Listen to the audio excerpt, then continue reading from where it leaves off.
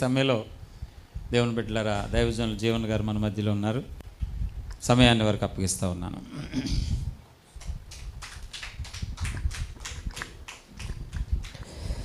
దేవుని పరిశుద్ధమైన ఘననామమునకు మహిమ కలుగునుగాక. హల్లెలూయా. మంచిది ప్రియులారా, ఈ సంవత్సరం ఏర్పాటు చేయబడిన ఈ ఉపవాస కూడికలలో మీ అందరితో పాటు నేను కూడా ఉండి ప్రభువుని స్తుతించడానికి, దేవుని పని చేయడానికి దేవుడు నాకు ఇచ్చిన ఈ అవకాశాన్ని బట్టి మొట్టమొదటిగా దేవునికి కృతజ్ఞతాస్తుతులు చెల్లిస్తూ ఉన్నాను. మరి రెండవదిగా, చాలాసార్లు మీకు చెప్పాను, చాలాసార్లు మీకు తెలుసు, ఈరోజు ఇలాగా దేవుని వాక్యం చెప్తూ అనేక చోట్ల వాడబడుతూ ఉన్నానంటే దానికి కారణం, నా బ్యాక్ బోను, పునాది ఎవరంటే క్రాంత్ కుమార్ అయ్య గారు. చాలాసార్లు చాలా స్టేజ్ల మీద, అలాగే ఇక్కడ కూడా పలు పర్యాయాల వాక్యాన్ని మీ అందరి మధ్యలో పంచుకున్నప్పుడు నేను చెప్పడం జరిగింది. ఈరోజు ఎలా వాడబడుతున్నానంటే, అనేక చోట్ల దేవుని వాక్యాన్ని మాట్లాడగలుగుతున్నానంటే నాకు విద్య నేర్పినటువంటి గురువుగారు, నా వెనకాల నుండి ప్రోత్సహించినటువంటి దైవజనులు క్రాంత్ కుమార్ అయ్య గారు.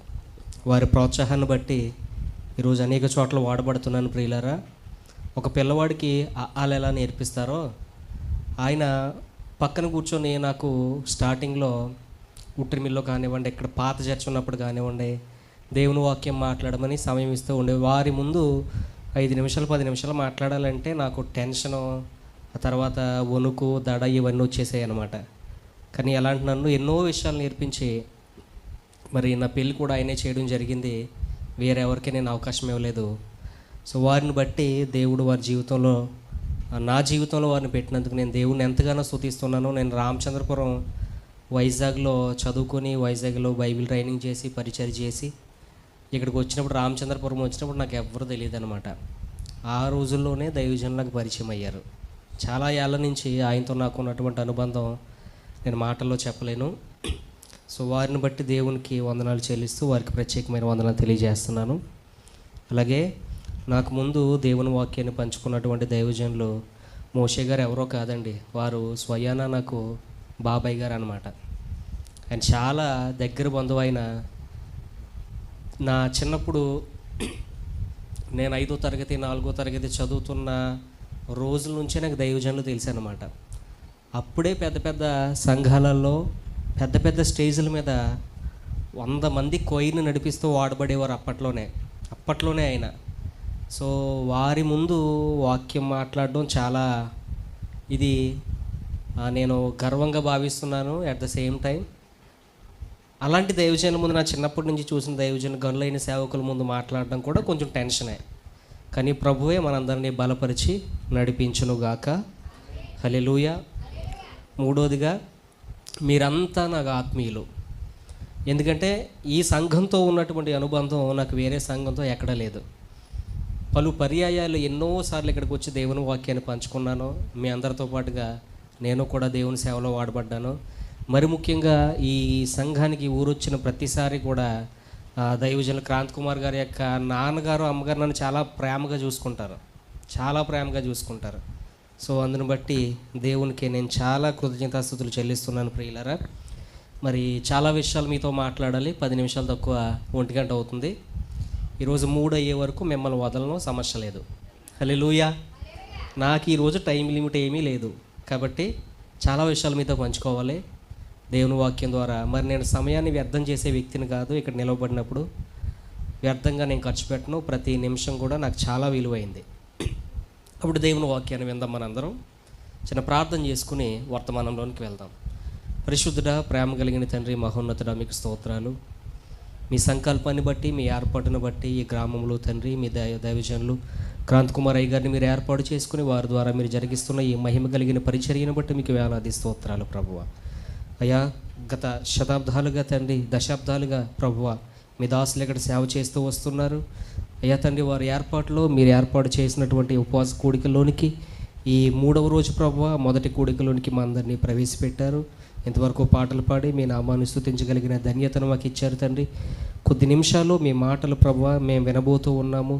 అయ్యా, వింటున్న వారందరిపై యేసు రక్తాన్ని ప్రోక్షించండి ప్రభా. బోధిస్తున్న నాకు కూడా మీ పిల్లలకు అర్థమయ్యే రీతిలో బోధించగలిగిన వాక్శక్తిని ఈ సమయం మాకు దీవెనకరంగా ఆశీర్వాదకరంగా ఉంచమని, పలకబడుతున్న ప్రతి మాట కూడా వ్యర్థంగా పోకుండా ప్రభువా మీ నామ మహిమార్థమై అనేకులు మారు మనసు పొందడానికి, రక్షణలోనికి రావడానికి కృప చూపి సహాయము దయచేయమని మేమందరము తండ్రి ప్రాణాత్మ శరీర దేహములతో మీకు లొంగిపోతాం. ఇది దేవుడు మనతో మాట్లాడే సమయం. హల్లెలూయా. చూడండి ప్రియులారా, మానవ జీవితం అనేది చాలా అద్భుతమైన జీవితం, చాలా అందమైన జీవితం అన్నమాట. ఈ మానవ జీవితంలో గట్టిగా మనం బ్రతికితే బైబిల్ గ్రంథం చెప్పింది 70 లేదా 80 సంవత్సరాలు. మనం బాగా ఎక్సర్సైజులు చేసి, మంచి ఆహారం తీసుకొని, డైటింగ్లు చేసి, ఇవన్నీ చేసి ముందుకు వెళ్ళగలిగితే ఒక 100 సంవత్సరాలు మనం బ్రతకగలమేమో. ఈ 100 సంవత్సరాలు 4 దశలుగా విభజించబడ్డాయి. ఎన్ని దశలుగా చెప్పండి? ప్రధానమైనవి 4 దశలు. అందులో మొదటిది బాల్యము. చెప్పండి ఏంటి? బాల్యం. రెండో దశ ఏంటి? యవ్వన దశ. రెండో దశ ఏంటి చెప్పండి? యవ్వన దశ. మూడో దశ నడిప్రాయము అని చెప్పింది బైబిల్, నడిప్రాయము. నాలుగో దశ వృద్ధాప్యం. ఈ 4 దశలలో ఈ మానవ జీవితాన్ని మనం ముగించేస్తాం. ఈ 4 దశలలో ప్రియులారా, మొట్టమొదటి దశ ఉందో చూడండి, బాల్యం అనేది, అంటే చిన్నతనం అనేది. ఇది చాలా అద్భుతంగా ఉంటుంది, చాలా ఆశ్చర్యకరంగా ఉంటుంది. బాల్యం అనేది చాలా అందంగా కూడా ఉంటుంది. ఎందుకంటే బాల్యములో బాధలు ఉండవు, టెన్షన్లు ఉండవు, రేపటి గురించినటువంటి ఆలోచనలు ఉండవు, నా జీవితం ఏమైపోతుందా అనే ఆలోచనలు కూడా, బాధలు కూడా బాల్యములో ఉండవు. అందుకే దైవజనులు జఫన్యా శాస్త్రి గారు ఒక పాట రాశారు. అందులో ఒక పదం వాడారు. ఏంటంటే అందమైన బాల్యమంతా అన్న పదం వాడారు ఆయన. సో బాల్యం అనేది చాలా అందమైనది. ఆ వయసులో బాధలు, టెన్షన్లు, ఇబ్బందులు ఇవి ఏమీ ఉండవు. కానీ కొంచెం వయసు పెరిగిన తర్వాత యవ్వన దశ చివరిలో, నడిప్రాయంలోకి వచ్చేటప్పటికే జీవితం ఎలా మారిపోద్దంటే కష్టాలు ఎదురవుతాయి, బాధలు ఎదురవుతాయి, సమస్యలు ఎదురవుతాయి, కొన్ని విపత్కరమైనటువంటి పరిస్థితులు మనం చూడగలుగుతాం. ఏడుపు కూడా అలవాటు అవుతుంది, రేపటిని గురించి చింత ఏర్పడుతుంది. ఇక్కడ మనం బాగా ఆలోచించగలిగితే బాల్యములో అందంగా ఉన్నటువంటి ఈ జీవితం పెద్ద అయిన తర్వాత ఎలా మారిపోతుందో మనకు తెలియదు. బాధలు, సమస్యలు, ఇబ్బందులు, ఇరుకులు, రేపటి గురించినటువంటి ఆలోచన, ఒక్క రకంగా చెప్పాలంటే మన జీవితం ఎలా మారిపోతుందో మనకు తెలీదు. సమస్యలతో, బాధలతో, ఇబ్బందులతో, కన్నీళ్ళతో, కష్టాలతో ముందుకు వెళ్ళిపోతుంటుంది. ఎలా మారిపోతుందో బైబిల్ గ్రంథం వివరించింది. ఒకసారి యెషయా గ్రంథాన్ని తెరుద్దాం మనందరం. పెద్ద అయిన తర్వాత, వయసు పెరిగిన తర్వాత జీవితం ఎలా మారిపోతుందో, ఎలాంటి బాధలు మనందరము అనుభవించగలుగుతామో బైబిల్ గ్రంథం చాలా తేటగా మనకు వివరించింది. ఒకసారి యెషయా గ్రంథం తెరవండి. యెషయా గ్రంథాన్ని తెరిచి మొదటి అధ్యాయంలోనికి రండి. మొదటి అధ్యాయంలోకి వచ్చిన తర్వాత ఇక్కడ చూడండి, నేను వచనాన్ని చెప్తాను. 5వ వచనం 3వ లైన్ చూడండి, నేను చదువుతున్నాను. యెషయా గ్రంథం మొదటి అధ్యాయము 5వ వచనంలో 3వ లైన్ చూడండి. ప్రతివాడు నడినెత్తిని వ్యాధి కలిగి ఉన్నాడు, మీ ఎదుటనే అన్యులు మీ భూమిని తినివేయుచున్నారు. చిన్నప్పుడు అందంగా ఉన్నటువంటి బాల్యం ఎలా మారిపోతుంది అంటే పెద్ద అయిన తర్వాత ఇదిగో ఇక్కడ మనం చదువుకున్నాం కదా, ప్రతివాని గుండె బలహీనమైపోతుందంట. ఆ తర్వాత ప్రతివాడు కూడా నడినెత్తిని వ్యాధి కలిగి ఉన్నాడంట. చిన్నప్పుడు బీపీలు లేవు, షుగర్లు లేవు, అల్సర్స్ లేవు, గ్యాస్ట్రైటిస్ లేవు. కానీ పెద్ద అయిన తర్వాత ఒక్కోటి కూడా మన జీవితంలోకి వస్తుందా లేదా? స్వస్థత ఉండదు. ఆ తర్వాత గుండె బలహీనమైపోతుంది. ఆ తర్వాత ప్రియులారా, గాయాలు, దెబ్బలు, ఒక రకంగా చెప్పాలంటే బాధాపూర్వకమైనటువంటి పరిస్థితులు మన జీవితాల్లో ఏర్పడతాయి. అంతే కదండి? సరే, ఇది ఇలాగ అయిపోయింది. పోనీ ఇది ఇలాగ ఉంచి పెద్ద అయిన తర్వాత ఈ స్వస్థతలు, ఈ గాయాలే కాకుండా మనం కష్టపడతాం చూడండి, కష్టపడినటువంటి ఆదాయము కూడా మన దగ్గర నిలవదంట.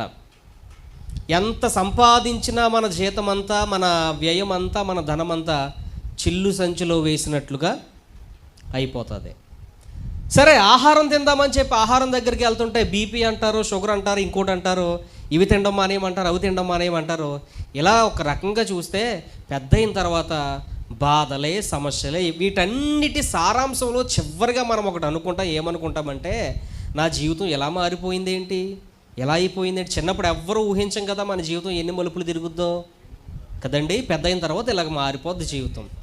ఇలా పెద్ద అయిన తర్వాత మన జీవితంలో ఉన్నటువంటి సమస్యలు బట్టి, బాధలను బట్టి, ఇబ్బందులు బట్టి, ఇరుకులు బట్టి, ఇలాంటి విపత్కరమైనటువంటి ప్రమాదకరమైనటువంటి పరిస్థితులు చూసి మనం అనుకుంటూ ఉంటాం చాలాసార్లు, అసలు ఇలాంటి బాధాకరమైనటువంటి జీవితం నుంచి నన్ను ఎవరు విడిపించగలరు, ఇలాంటి ఈ బాధకరమైనటువంటి పరిస్థితుల నుంచి, ఈ విపత్కరమైన పరిస్థితుల నుంచి, ఈ కన్నీళ్లతో కూడినటువంటి ఈ సమస్యల నుంచి నన్ను ఎవరు విడిపించగలరు అనే ప్రశ్న మనకు పెద్ద అయిన తర్వాత చాలా సందర్భాల్లో మనకు వస్తుంది.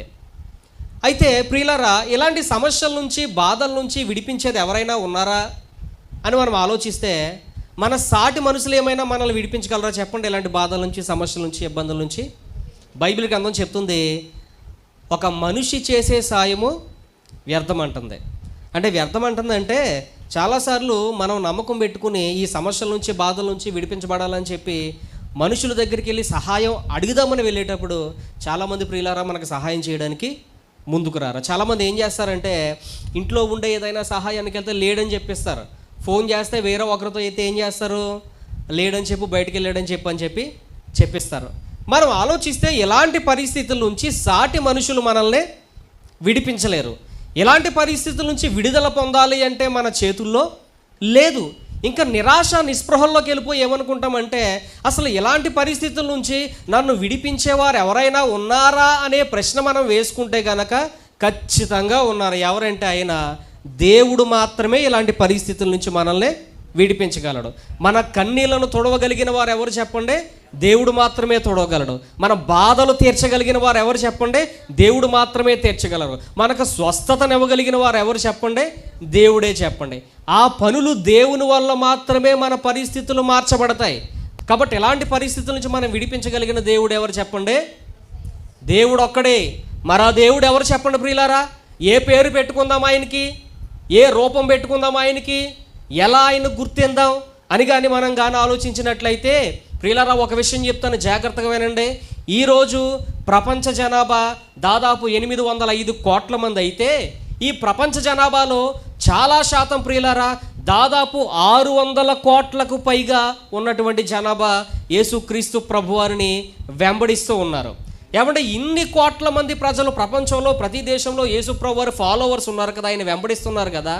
ప్రియులారా, ఆయనలో ఉన్నటువంటి గొప్పతనం ఏంటంటే, ప్రజలందరూ చూసింది ఏంటంటే ఆయన మాత్రమే కష్టముల నుంచి, బాధల నుంచి విడిపించగలిగిన దేవుడని అనేక మందికి యేసు ప్రభువారు రుజువు చేసుకున్నారు. అందుకే ఈరోజు ప్రపంచంలో ఇన్ని కోట్ల మంది ఉన్న అన్ని కోట్ల మందిలో ఎంతమంది యేసు ప్రభుని ఆరాధిస్తున్నారంటే, ఎంతమంది యేసు ప్రభు దగ్గరకు వస్తున్నారంటే, ఎంతమంది యేసు ప్రభువారిని వెంబడిస్తున్నారంటే కారణం ఏంటంటే, ఆయన మాత్రమే శాపము నుంచి విడిపించగలిగిన దేవుడు, ఆయన మాత్రమే బాధల నుంచి విడిపించగలిగిన దేవుడు, ఆయన మాత్రమే సమస్యల నుంచి విడిపించగలిగిన దేవుడు, ఆయన మాత్రమే ప్రియులారా మనం పడుతున్నటువంటి బాధ, ఇబ్బంది, సమస్య, ఇరుకులు వీటన్నిటి నుంచి కూడా విడిపించగలిగిన దేవుడు అన్నమాట. మరి ఇలాంటి విడిపించగలిగిన దేవుడు మన జీవితం పట్ల కూడా కార్యం చేయాలంటే, ఇలాంటి విడిపించగలిగిన యేసు దేవుడు మన సమస్యలు కూడా తీర్చాలంటే, ఇలా విడిపించగలిగినటువంటి అదే యేసు దేవుడు మన జీవితంలో కార్యాలు చేసి, మన సమస్యలు తీర్చి, మన బాధలు తీర్చి, మన ఇబ్బందులు తీర్చి, మన జీవితంలో సమాధానాన్ని ఇవ్వాలంటే మనం చెయ్యాల్సిన పని ఒకటి ఉన్నది. ఆ పనే నేను చదివించింది యాకోబు పత్రిక 4వ అధ్యాయం 8వ వచనంలో ఏముందంటే, దేవుని యొద్దకు రండి అప్పుడు ఆయన మీ యొద్దకు వస్తాడు. ఈరోజు మనకున్నటువంటి బాధలను బట్టో, మనకున్నటువంటి ఇబ్బందులను బట్టో ఎవరు తీరుస్తారు అని మనం ఆలోచిస్తున్నాం కదా. నీ బాధలు, నీ ఇబ్బందులు, నీ సమస్యలు తీర్చేవారు యేసుదేవుడు ఒక్కడే. ఆయన మన పట్ల కార్యం చేయాలంటే, ఆయన మన జీవితంలో ఉన్న ఇబ్బందులు తీసివేయాలంటే, ఆయన మన జీవితంలో ఉన్నటువంటి ప్రియులారా శాపపూరితమైన ప్రియులారా ఇలాంటి బాధలు, సమస్యలు, ఇబ్బందులు తీసివేయాలంటే మనం చేయాల్సిన పని ఒకటి ఉంది. అదే ఏంటంటే ప్రియులారా, ఆయన యొద్దకు రావడం. అందరూ చెప్పండి, ఎవరి దగ్గరికి రావాలి? మనము ఎవరి దగ్గరికి రావాలి? దేవుని దగ్గరికి రావాలి, యేసు ప్రభువారి దగ్గరికి రావాలి. యేసు ప్రభువారి దగ్గరికి వస్తేనంట ఆయన ఏం మాట్లాడుతున్నారంటే, ఒకసారి చూడండి, మనం చేద్దాం. యేసు ప్రభువారు చెప్పిన మాట ఒకసారి చూద్దాం. యోహాను సువార్త 6వ అధ్యాయం 38వ వచనం చదవండి ఒకసారి. యోహాను సువార్త 6వ అధ్యాయం 38వ వచనాన్ని ఒకసారి తెరుద్దాం. 37వ వచనం చూడండి. తండ్రి నాకు అనుగ్రహించు వారందరూ నా యొద్దకు వత్తురు, నా యొద్దకు వచ్చువాని నేను ఎంత మాత్రము కూడా త్రోసివేయను. యేసుప్రభువారు ఏం చెప్తున్నారంటే, మన బాధలు తీసివేయాలన్నా, కష్టాలు తీసివేయాలన్నా, ఇబ్బందులు తీసివేయాలన్నా, వీటన్నిటి నుంచి విడుదల పొందాలన్నా మనం చేయాల్సిన పని ఒకటి ఉందని చెప్పాను. ఆ పని ఏంటి? మనం ఎవరి దగ్గరకు రావాలి? దేవుడి దగ్గరకు రావాలి. ఎవరి దగ్గరకు రావాలి? యేసుప్రభువారి దగ్గరకు రావాలి. ఒకవేళ ఎవరైనా యేసుప్రభు దగ్గరకు వస్తేనంట, ఆ వచ్చిన వ్యక్తిని ఆయన ఏమాత్రము కూడా త్రోసివేయడంట, ఏమాత్రం కూడా త్రోసివేయడంట. ఎవరైనా కానివ్వండి, ప్రపంచంలో ఏ కులానికి చెందిన వారైనా కానివ్వండి, ఏ మతానికి చెందిన వారైనా కానివ్వండి, ఏ ప్రాంతానికి చెందిన వారైనా కానివ్వండి, ఏ వర్గానికి చెందిన వారైనా కానివ్వండి, వారు వీరు అని భేదము లేదు ప్రియులారా. ఎవరైతే ఆయన శరణు వచ్చి యేసుక్రీస్తు దగ్గరకు వస్తారో వారందరితో ఆయనే చెప్తున్నటువంటి మాట ఏంటంటే, ఇక్కడ మనం చూస్తున్నాము, ఆయన యొద్దకు వచ్చేవారిని ఆయన ఎంత మాత్రము కూడా త్రోసివేయడంట. మనుషులు త్రోసివేస్తారు ప్రియులారా. మీకు ఒక ఉదాహరణ చెప్తాను చూడండి. మనకున్న మనకున్నటువంటి కులాన్ని బట్టో, మనకున్నటువంటి ప్రాంతాన్ని బట్టో, వర్గాన్ని బట్టో, మనకున్న రూపురేఖలను బట్టో ప్రజలు మనల్ని దూరం పెట్టే అవకాశం ఉంది. మీకు ఒక ఉదాహరణ చెప్తాను చూడండి. నేను చదువుకునే రోజుల్లో 9వ తరగతి చదువుతున్నాను. 9వ 10వ సరిగ్గా గుర్తులేదు. 9వ తరగతో 10వ తరగతో చదువుతూ స్టాఫ్ రూమ్లోకి, టీచర్లు ఉండే స్టాఫ్ రూమ్లోకి నేను నా ఫ్రెండ్ వెళ్ళడం జరిగిందనమాట. నా ఫ్రెండ్ ఎలాగుంటాడంటే, చాలా తెల్లగా మల్లెపూలాగా ఉంటాడు. వాడు రూపం చూస్తే చాలా అందంగా ఉంటాడు. అప్పట్లో చాలా అందంగా ఉండేవాడు. నేనేమో ఆడి పక్కన నుంచుంటే ఎలా ఉంటానంటే నల్ల కర్రిముద్దులాగా ఉంటానన్నమాట. మనది ఒరిజినల్ కదా మరి. అయితే మేమిద్దరం కలిసి స్టాఫ్ రూమ్లోకి వెళ్ళాం. స్టాఫ్ రూమ్లోకి వెళ్తే అక్కడ ఒక మేడం గారు మా ఇద్దరిని పక్కన చూసి ఏమన్నారంటే, ఒరే జీవన్ బాధపడకరా, నువ్వు మైనస్ రా, ఈడు ప్లస్ రా అన్నది ఆవిడ మా ఇద్దరిని చూసి. అంటే అర్థం ఏంటి? ఈడు బాగా అందంగా ఉన్నాడు, తెల్లగా ఉన్నాడు, నువ్వు చూస్తే నల్లగా ఉన్నావు. నా రూపం నచ్చలేదు ఆవిడకి. నచ్చకుండా ఏమన్నదంటే, నువ్వు మైనస్ రా, ఈడు ప్లస్ రా అన్నది ఆవిడ. మనుషుల మనస్తత్వాలు ఇలాగ ఉంటాయి, నిజమే కదా. కొన్నిసార్లు కులాన్ని బట్టి కూడా వెలివేసినటువంటి పరిస్థితులు ఉంటాయా లేదా? కొన్ని కులాల వారినైతే కొన్ని అగ్ర కులాల వారు దగ్గరికి కూడా రానిచ్చేవారు కాదంట. చరిత్రలో చూస్తే వాళ్ళకి ఏదైనా ఇవ్వాలి అన్నా పైనుంచెలా నీళ్లు వేసేవారు. కనీసం గ్లాస్ పట్టుకోనాకే కూడా వాళ్ళకే ఇబ్బంది అన్నమాట. మనుషుల మనస్తత్వాలు ఇలా ఉంటాయి. సాయం కోరి నువ్వు వెళితే, సాయం అడగడానికి నువ్వు వెళ్తే, నీ బాధ చెప్పుకోవడానికి నువ్వు వెళ్తే, నీ ఇబ్బందులు తీరుస్తారేమో అని వాళ్ళ మీద నమ్మకం పెట్టుకోవడానికి నువ్వు వెళ్తే నిన్ను వెలివేసే పరిస్థితులు చాలా ఉంటాయి. నీ కులాన్ని బట్టో నిన్ను పక్కన పెట్టేస్తారు, నీకున్న అందాన్ని బట్టో నిన్ను పక్కన పెట్టేస్తారు, లేకపోతే నీ దగ్గర డబ్బులు లేవనో నీ మాటకు విలువివ్వరు, లేకపోతే నువ్వు ఏదైనా వ్యాధిగ్రస్తుడు అయ్యి ఉంటే, ఏమంటే అంత ఎందుకండి, స్నానం చేయకుండా మట్టి వాసన వస్తున్న ముష్టోడు మన దగ్గరకు వచ్చి ధర్మం చేయమని చేయి చెప్పడు. వాడు దగ్గర నిలబడ్డానికైనా మనం ఇష్టపడతామా? మనుషుల మనస్తత్వాలు ఏంటంటే, మనకున్న రూపురేఖలను బట్టి, మనకు కనిపించే ఫిజికల్ అపీరియన్స్ని బట్టి, మన కులాన్ని బట్టి, మన వర్గాన్ని బట్టి, మన ప్రాంతాన్ని బట్టి, మన అందాన్ని బట్టి మనల్ని దూరం పెట్టే అవకాశాలు చాలా ఉంటాయి. కానీ ఈరోజు ప్రకటిస్తున్నాను నేను, నువ్వు ఏ ప్రాంతం వాడు అయినా, నువ్వు ఏ జాతి వాడు అయినా, నువ్వు ఏ రూపురేఖలతో ఉన్నా, ఏ రోగంతో ఉన్నా, ఎలాంటి కులం నీదైనా, నువ్వు ఎలాంటి వాడవైనా, నిన్ను ప్రేమించే దేవుడు ఒక ఆయన ఉన్నాడు. ఆయన ఎవరంటే ప్రభు అయిన యేసుక్రీస్తు. ఆయన ఏం చెప్తున్నారంటే, ఆయన దగ్గరకు వచ్చే ఏ వ్యక్తిని కూడా ఆయన త్రోసివేయడు, ఆయన త్రోసివేయడు, ఆయన త్రోసివేయడు. ఎడబాటే నీకు అలవాటుగా మారిపోయిందా? అందరూ నిన్ను తోలనాడుతున్నారా? అందరూ నిన్ను పక్కన పెట్టేశారా? నీవంటే కూడా ఇష్టపడని వాళ్ళు ఎవరైనా ఉన్నారా? నీకు ఒక శుభవార్త ఏంటంటే, అందరూ వెలివేసిన నిన్ను కూడా ప్రేమించే దేవుడు ఒక ఆయన ఉన్నాడు, నిన్ను కూడా పట్టించుకునే దేవుడు ఒక ఆయన ఉన్నాడు. నీ కోసం కూడా తలుపులు తెరిచి నీ వస్తే నీ కోసం కూడా ఎదురు చూసే ఒక దేవుడు ఉన్నాడు. ఆయన ఎవరంటే మేము ప్రకటిస్తున్నటువంటి యేసుక్రీస్తు అన్నమాట. ఆదరణక ఇచ్చేటువంటి ఒక దేవుడు ఉన్నాడు, సమాధానాన్ని ఇచ్చేటువంటి దేవుడు ఉన్నాడు, ప్రేమను పంచే దేవుడు ఒక ఆయన ఉన్నాడు. ఆయనే యేసుక్రీస్తు ప్రభు. అని ఈరోజు మేము ప్రకటిస్తున్నటువంటి దేవుడు ఆయన.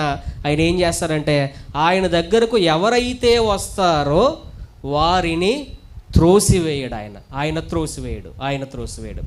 మీకు ఒక ఉదాహరణ బైబిల్ గ్రంథంలో నుంచి చూపిస్తాను. ఆ ఉదాహరణ చూపించి యేసు ప్రభువు ఎంత గొప్ప దేవుడో, ఎంత ప్రేమామయుడో, ఆయన దగ్గరకు వస్తే ఏం చేస్తాడో మీకు అందరికీ తెలిసినదే. చూద్దాం రండి, బైబిల్ గ్రంథంలోనికి వచ్చి మత్తయి సువార్త తెరవండి.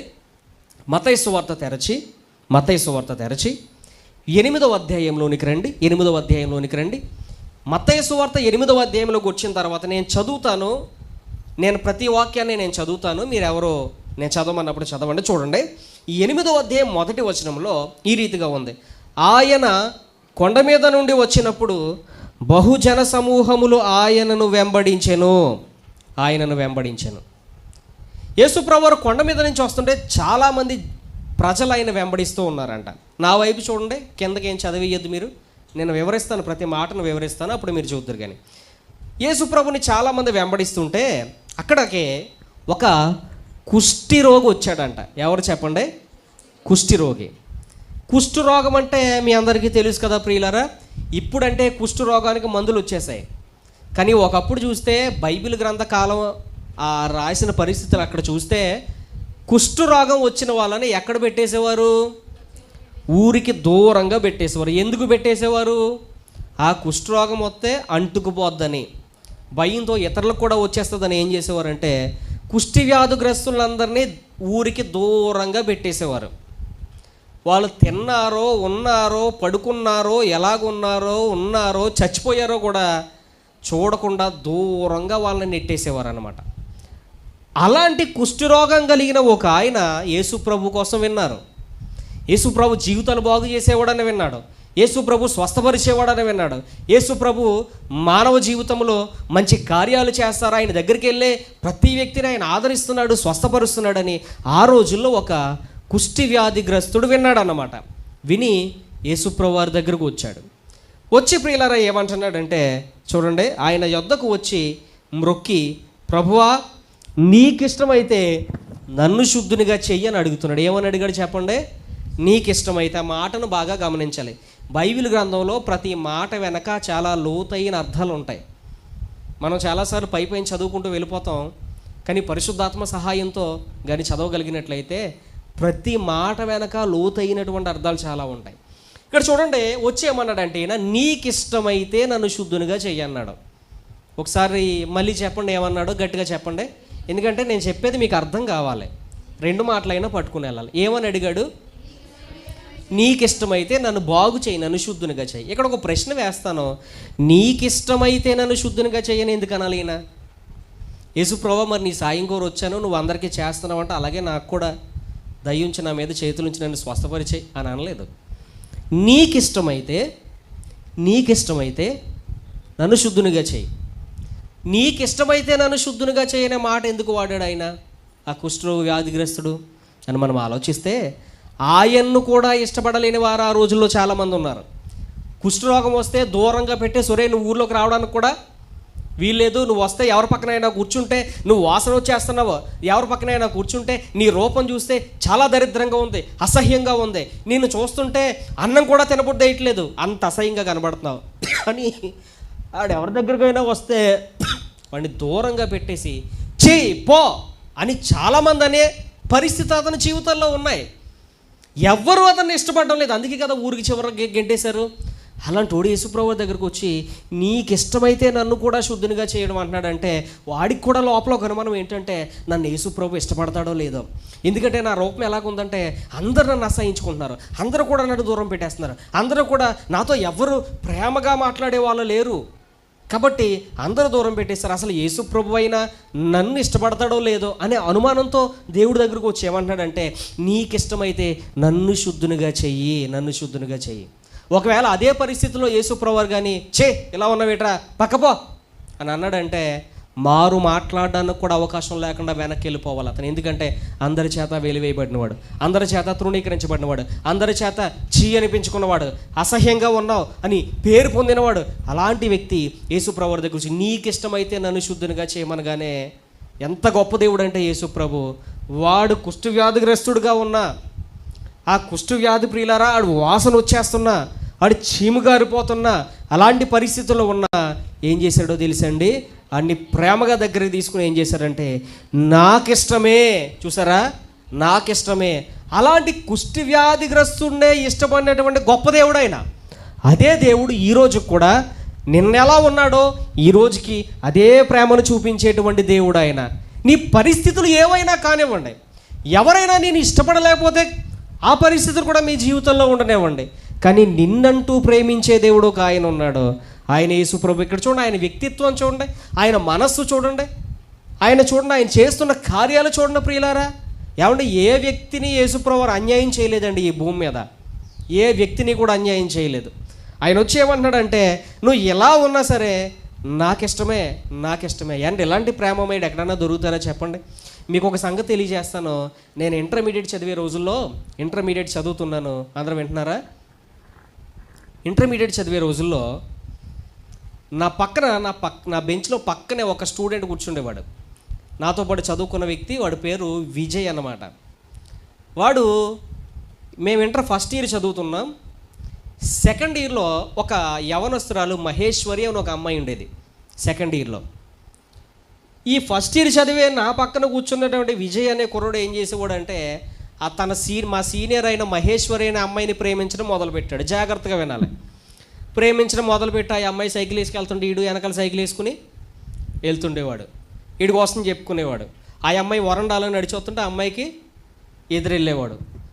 ప్రతిసారి కూడా అమ్మాయి వెనకాల తిరిగి నన్ను ప్రేమించు, నన్ను ప్రేమించు, నన్ను ప్రేమించు, నేను చాలా గాఢంగా ప్రేమించేస్తున్నానని చెప్పి ఏం చేసేవాడు అంటే వెనకాల వెళ్ళేవాడు. సంవత్సరం తిరిగాడండి.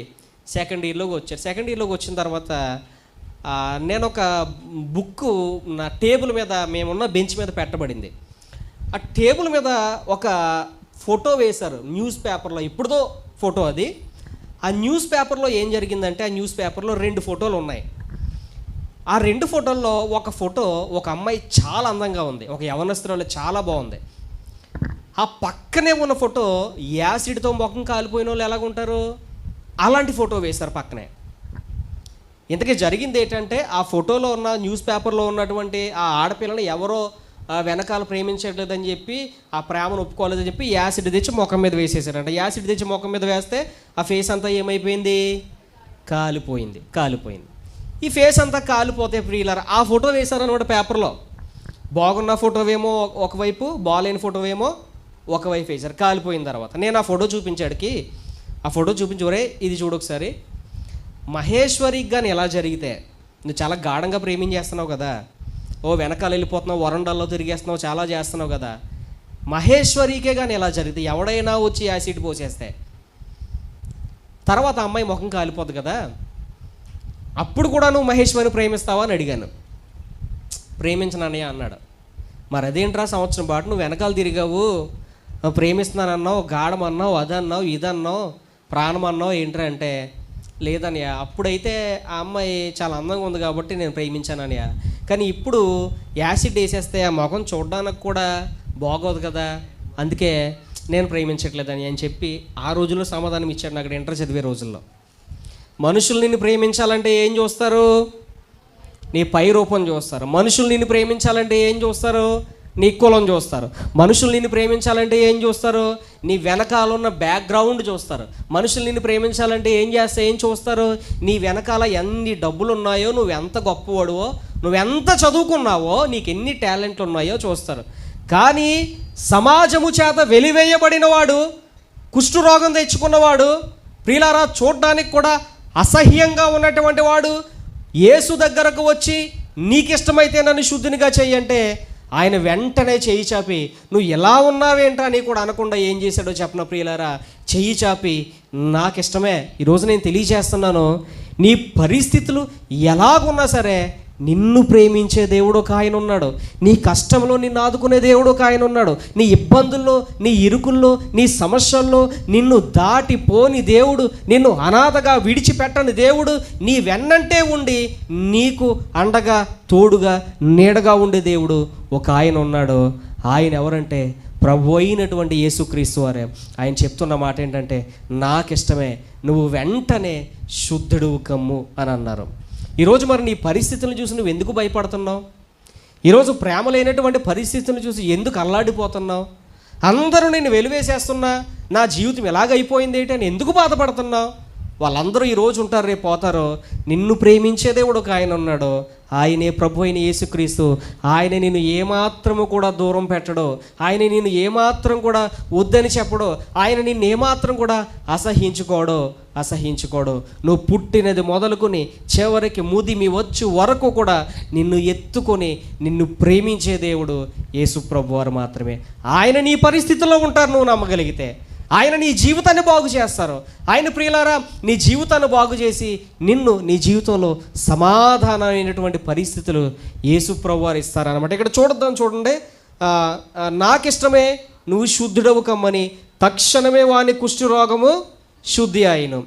ఇప్పుడు దేవుడి దగ్గరికి రావాలి అనే అంశం మనం మాట్లాడుకుంటున్నాం కదా. మొట్టమొదటిగా యేసుప్రభు వారి దగ్గరకు వస్తే ఆయన త్రోసివేయడు. రెండోది, యేసుప్రభు వారి దగ్గరకు వస్తే ఏం చేస్తారు? ఒకటి, నిన్ను త్రోసివేయడు, నిన్ను ప్రేమిస్తారు, నిన్ను ఆదరిస్తారు, నువ్వు ఎలాగున్నా నిన్ను ఇష్టపడతారు ఆయన.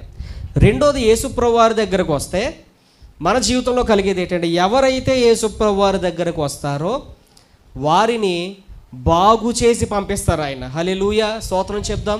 యేసుప్రభు వారి దగ్గరకు వస్తే ప్రేమ దొరుకుద్ది, ఆదరణ దొరుకుద్ది, సమాధానం దొరుకుద్ది. ఇవన్నిటితో పాటుగా రెండోది, యేసుప్రభు వారి దగ్గరకు వస్తే, అంటే దేవుడి దగ్గరకు వస్తే ఎలా వచ్చినా నిన్ను బాగు చేసి పంపిస్తాడు ఆయన. ఏ పరిస్థితుల్లో వచ్చినా నిన్ను బాగు చేసి పంపిస్తాడు ఆయన. ప్రియులారా, ఒక విషయం జ్ఞాపకం చేస్తాను. చూడండి, ఈ కుష్ఠరోగి వచ్చాడు, యేసుప్రభు వారు స్వస్థపరిచారు, బాగుపరిచి పంపించారా లేదా? ఇలాంటి సందర్భాన్ని ఇంకో సందర్భంగా మనం కానీ ఆలోచిస్తే, ఒక ఆవిడ ఉందంట, ఆవిడ పేరు రాయబడలేదు. ఆమె జీవితంలో 12 సంవత్సరాల నుంచి ఒక వ్యాధి, రక్తస్రావం అనే వ్యాధి ఉందంట ఆమె జీవితంలో.